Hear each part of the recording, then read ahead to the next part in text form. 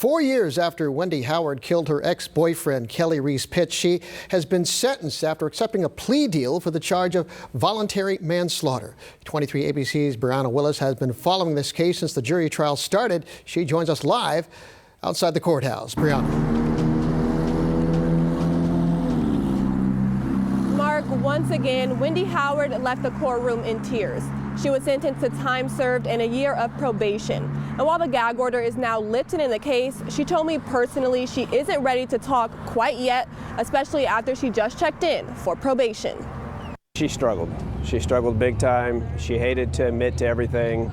But the last thing she wanted to do was have the kids have to go through the whole ordeal. Thursday, Wendy Howard was sentenced to time served and a year of probation after entering an Alford plea, technically pleading guilty while personally professing innocence for the charge of voluntary manslaughter. In October, a jury found Howard not guilty of first-degree murder, second-degree murder, among other lesser charges. But the jury was deadlocked 7-5 on the charge of voluntary manslaughter in the heat of passion, a charge in which Howard's defense attorney Tony Lidgett says should have been dismissed. You're talking about a woman that has been the victim of domestic violence herself, brutal domestic violence, and then on top of that, she's not only had one kid be molested, to which she went to the police. She had a second kid molested, went to the police again. She's done everything right. Elisa Biaria, one of Howard's supporters, agrees and tells me things should not have gotten to this point. I think that she should never have been charged in the first place. I think it's outrageous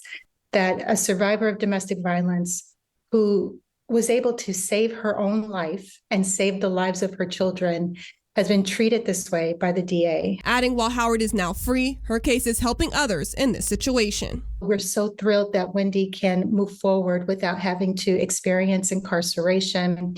We've learned so much through her case in terms of the patterns that survivors are facing when it comes to prosecutors who are aiming to punish them. But District Attorney Cynthia Zimmer released a statement reading in part, quote, "Wendy Howard and her daughters have many rights as the victims of a crime, but those rights do not include a license for Wendy Howard to kill.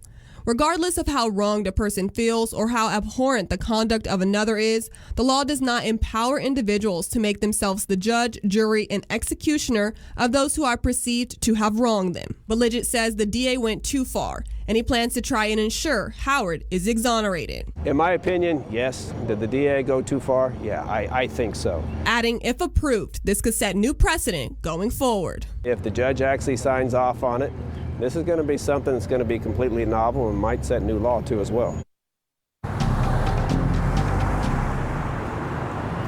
It's important to note, Lidgett says we could find out months down the road if Howard is acquitted of everything. And if she is, he says the People versus Howard could become a model case. Live in downtown Bakersfield, Brianna Willis, 23 ABC News, connecting you.